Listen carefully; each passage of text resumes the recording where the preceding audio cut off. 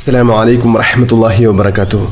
അല്ലാഹുമ്മ സ്വല്ലി അലാ സയ്യിദിനാ മുഹമ്മദിൻ വഅലാ ആലിഹി വസ്വഹ്ബിഹി വസല്ലം. ഏറ്റവും സ്നേഹം നിറഞ്ഞ സത്യവിശ്വാസികളെ, നമ്മുടെ ഇന്നത്തെ മഹത്തായ അദ്കാർ സുബാഹ് മജ്ലിസ് ആരംഭിക്കുകയാണ്. അള്ളാഹുവിനെ അവൻ്റെ ഉന്നതമായ നാമങ്ങളിലൂടെയും സൽവിശേഷങ്ങളിലൂടെയും ഒക്കെ പുകഴ്ത്തുവാൻ വേണ്ടി ധാരാളം ദിക്റുകൾ മുത്തഹബീബ് സല്ലല്ലാഹു അലൈഹി വസല്ലം തങ്ങൾ നമ്മെ പഠിപ്പിച്ചിട്ടുണ്ട്. അതിലെ ഏറ്റവും പ്രധാനപ്പെട്ടതാണ് രാവിലെയും വൈകുന്നേരവും നമ്മൾ ചൊല്ലുന്ന അദ്കാറുകൾ. ഓരോ ദിവസത്തിൻ്റെയും പ്രഭാതത്തിൽ നമ്മൾ അള്ളാഹുവിൻ്റെ ഏറ്റവും നല്ല വിശേഷണങ്ങളും മഹത്വങ്ങളും സ്തുതികളും പറഞ്ഞുകൊണ്ട് ഒരു പ്രഭാതം നമ്മൾ തുടങ്ങിയാൽ, അത് പതിവാക്കുകയും ചെയ്താൽ അവന് ലഭിക്കുന്ന ഒരുപാട് അനുഗ്രഹങ്ങൾ മുത്തഹബീബ് സല്ലല്ലാഹു അലൈഹി വസല്ലം തങ്ങൾ പറയുന്നുണ്ട്. ഒരുപാട് അനുഗ്രഹങ്ങൾ, ഒരുപാട് നേട്ടങ്ങൾ അവന് കാത്തിരിക്കുന്നുണ്ട്. അതിലേറ്റവും വലുത് അള്ളാഹുവിനെ അധികമായിട്ട് ഓർക്കുന്നവർ, ദിക്ർ ചൊല്ലുന്നവർ, അത് ദാക്കിരീനല്ലാഹ കസീറൻ എന്ന് അള്ളാഹു പുകഴ്ത്തി പറഞ്ഞ മഹാന്മാരുടെ കൂട്ടത്തിൽ നമുക്ക് ഉൾപ്പെടാൻ കഴിയും എന്നതാണ് ഏറ്റവും വലിയ മഹത്വം എന്ന് പറയുന്നത്. അതുപോലെ തന്നെ നമ്മുടെ ജീവിതത്തിൽ അള്ളാഹുവിൻ്റെ പ്രത്യേകമായ ഒരു സംരക്ഷണവും ഒരു രക്ഷയുമൊക്കെ നമുക്ക് ലഭിക്കും. അന്നത്തെ ദിവസം ആകസ്മികമായിട്ട് നമുക്കുണ്ടാകുന്ന എല്ലാ പ്രയാസങ്ങളിൽ നിന്നും അള്ളാഹു ഒരു കാവൽ നമുക്ക് നൽകും. അതുപോലെ തന്നെ പിശാചിൽ നിന്നും ജിന്നിൽ നിന്നും മനുഷ്യരിൽ നിന്നും ഒക്കെ ഉണ്ടാകുന്ന ബുദ്ധിമുട്ടുകളിൽ നിന്ന് ഒക്കെ അള്ളാഹു വലിയൊരു കാവൽ അന്നത്തെ ദിവസം അള്ളാഹു നമുക്ക് നൽകി അനുഗ്രഹിക്കും. അതുപോലെ തന്നെ അള്ളാഹുവിൻ്റെ അടുത്ത് നമ്മുടെ പദവികൾ ഇങ്ങനെ ഉയർന്നുകൊണ്ടിരിക്കും. മാത്രമല്ല, നമ്മുടെ ഹൃദയത്തിന് വലിയ സന്തോഷവും നമ്മുടെ ഹൃദയ വിശാലതയും അള്ളാഹു നൽകും. അതുപോലെ തന്നെ മുത്തഹബീബ് സല്ലല്ലാഹു അലൈഹി വസല്ലം തങ്ങളുടെ ചര്യ പിൻപറ്റിയവരിൽ നമ്മൾ ഉൾപ്പെടുകയും ചെയ്യും. അതുപോലെ ഒരുപാട് അനുഗ്രഹങ്ങൾ, ഒരുപാട് മഹത്വങ്ങൾ ഈ ദിക്റുകൾ അദ്കാറുകൾ പതിവാക്കുന്ന ആളുകളെ കാത്തിരിക്കുന്നുണ്ട്. അള്ളാഹു അഭാഗ്യവാന്മാരിൽ നമ്മെ ഉൾപ്പെടുത്തി അനുഗ്രഹിക്കട്ടെ. അള്ളാഹു നമ്മെ എല്ലാവരെയും അനുഗ്രഹിക്കട്ടെ. ഈ മഹത്തായ മജ്ലിസിൽ പതിവായി പങ്കെടുക്കാനുള്ള ഭാഗ്യം അള്ളാഹു നമുക്ക് എല്ലാവർക്കും നൽകി അനുഗ്രഹിക്കട്ടെ. അതുപോലെ തന്നെ മുത്തഹബീബ് സല്ലല്ലാഹു അലൈഹി വസല്ലം തങ്ങളുടെ പേരിൽ പതിവായി സ്വലാത്ത് അധികരിപ്പിക്കുന്ന വലിയ ആശിക്യങ്ങളിൽ അള്ളാഹു നമ്മെ ഉൾപ്പെടുത്തി അനുഗ്രഹിക്കട്ടെ. ആമീൻ യാ റബ്ബൽ ആലമീൻ. ഇന്നത്തെ നമ്മുടെ അദ്കാർ സുബാഹിലേക്ക് കടക്കുകയാണ്. إلى حضرة سيدنا وشفيعنا محمد صلى الله عليه وسلم الفاتحة. أعوذ بالله من الشيطان الرجيم. بسم الله الرحمن الرحيم. الحمد لله رب العالمين الرحمن الرحيم مالك يوم الدين إياك نعبد وإياك نستعين اهدنا الصراط المستقيم صراط الذين أنعمت عليهم غير المغضوب عليهم ولا الضالين آمين. بسم الله الرحمن الرحيم. الله لا إله إلا هو الحي القيوم لا تأخذه سنة ولا نوم له ما في السماوات وما في الأرض من ذا الذي يشفع عنده إلا بإذنه يعلم ما بين أيديهم وما خلفهم ولا يحيطون بشيء من علمه إلا بما شاء وسع كرسيه السماوات والأرض ولا يؤوده حفظهما وهو العلي العظيم. നമ്മുടെ ഇന്നത്തെ പ്രഭാതം അള്ളാഹുവിൻ്റെ പൊരുത്തത്തിൽ ആവാനും ഇന്നത്തെ ദിവസത്തിൽ എല്ലാ അനുഗ്രഹങ്ങളും ലഭിക്കാനും എല്ലാ തടസ്സങ്ങളും മാറി എല്ലാ ഖൈറിൻ്റെ കവാടങ്ങളും തുറക്കപ്പെടാനും എല്ലാ ഷർറിൽ നിന്നും സുരക്ഷ ലഭിക്കുവാനും നമ്മുടെ റിസ്ഖിൽ വലിയ വിശാലത ലഭിക്കാനും ചൊല്ലേണ്ട അതിമഹത്തായ ദിക്റുകൾ ചൊല്ലാം. ബിസ്മില്ലാഹിർ റഹ്മാനിർ റഹീം. അസ്ബഹ്നാ വഅസ്ബഹൽ മുൽക്കു ലില്ലാഹ് വൽഹംദുലില്ലാഹ് لا إله إلا الله وحده لا شريك له له الملك وله الحمد وهو على كل شيء قدير. رب أسألك خير ما في هذا اليوم وخير ما بعده وأعوذ بك من شر ما في هذا اليوم وشر ما بعده رب أعوذ بك من الكسل وسوء الكبر رب أعوذ بك من عذاب في النار وعذاب في القبر اللهم بك أصبحنا وبك أمسينا وبك نحيا وبك نموت وإليك المصير أصبحنا على فطرة الإسلام وعلى كلمة الإخلاص وعلى دين نبينا محمد صلى الله عليه وسلم وعلى ملة أبينا إبراهيم عليه السلام حنيفا وما كان من المشركين. നമുക്കും നമ്മുടെ മക്കൾക്കൊക്കെ നല്ല ഉപകാരപ്രദമായിട്ടുള്ള അറിവ് ലഭിക്കാനും അതുപോലെ തന്നെ നമ്മുടെ ഉപജീവന മാർഗത്തിൽ, നമ്മുടെ ജോലിയിൽ, നമ്മുടെ കച്ചവടത്തിൽ ഒക്കെ വലിയ ബർക്കത്തുണ്ടാവാനും വലിയ അഭിവൃദ്ധി ഉണ്ടാവാനും ഒക്കെ മുത്തഹബീബ് സ്വല്ലല്ലാഹു അലൈഹി വസല്ലം തങ്ങൾ നമുക്ക് പഠിപ്പിച്ചു തന്ന അതിമഹത്തായ ഒരു ദുആയാണ് നമ്മൾ ചൊല്ലുന്നത്. ഈ ദുആ നമ്മുടെ മക്കൾക്ക് ദിവസവും ഈ ദുആ ചെയ്യിപ്പിക്കുന്നത് വളരെ നല്ലതാണ്. കുട്ടികൾക്ക് നല്ല ഓർമ്മശക്തിയും ബുദ്ധിയും നല്ല അറിവും ഉണ്ടാവാനൊക്കെ ഏറ്റവും നല്ലതാണ് ഈ ദുആ. നമ്മൾ ഈ ദുആ ചെയ്യുകയാണ്.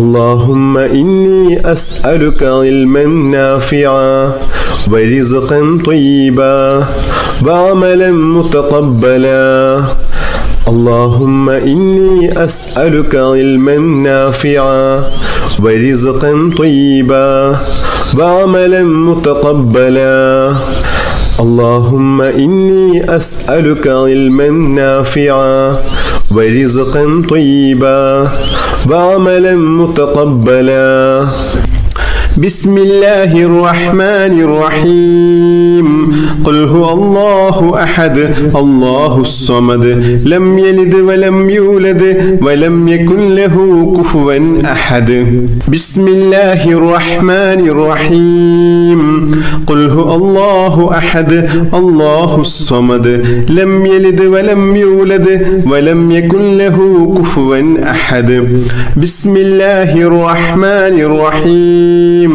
قل هو الله أحد الله الصمد لم يلد ولم يولد ولم يكن له كفوا أحد بسم الله الرحمن الرحيم قل أعوذ برب الفلق من شر ما خلق ومن شر غاسق إذا وقب ومن شر النفاثات في العقد ومن شر حاسد إذا حسد بسم الله الرحمن الرحيم قل أعوذ برب الفلق من شر ما خلق ومن شر غاسق إذا وقب ومن شر النفاثات في العقد ومن شر حاسد إذا حسد بسم الله الرحمن الرحيم قل أعوذ برب الفلق من شر ما خلق ومن شر غاسق إذا وقب ومن شر النفاثات في العقد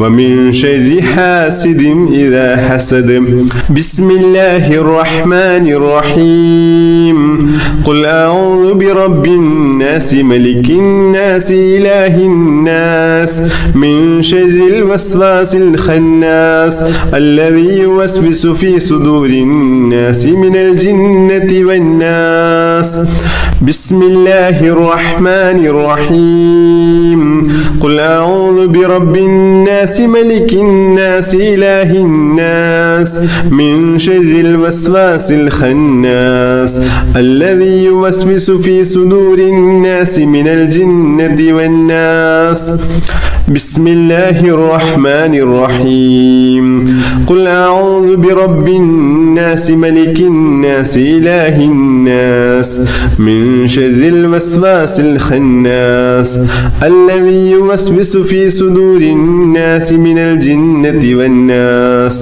بسم الله الرحمن الرحيم اللهم إني ظلمت نفسي ظلما كثيرا ولا يغفر الذنوب إلا أنت فاغفر لي مغفرة من عندك وارحمني إنك إنك أنت الغفور الرحيم اللهم إني ظلمت نفسي ظلما كثيرا ولا يغفر الذنوب إلا أنت فاغفر لي مغفرة من عندك وارحمني إنك أنت الغفور الرحيم اللهم إني ظلمت نفسي ظلما كثيرا ولا يغفر الذنوب إلا أنت فاغفر لي مغفرة من عندك وارحمني إنك أنت الغفور الرحيم بسم الله الرحمن الرحيم اللهم أنت ربي لا إله إلا أنت خلقتني وأنا عبدك وأنا على أحدك ووعدك ما استطعت أعوذ بك من شر ما صنعت أبوء لك بنعمتك علي وأبوء بذنبي فاغفر لي فإنه لا يغفر الذنوب إلا أنت حسبي الله لا إله إلا هو عليه توكلت وهو رب العرش العظيم حسبي الله لا إله